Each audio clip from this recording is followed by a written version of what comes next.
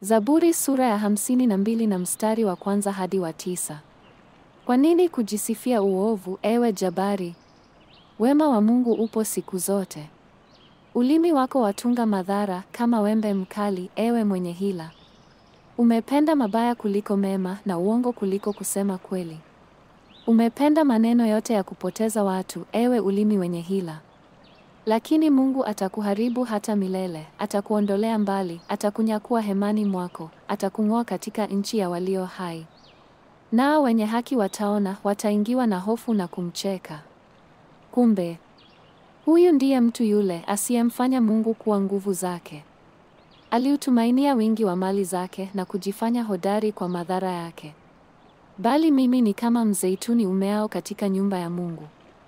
Nazitumainia fadhili za Mungu milele na milele.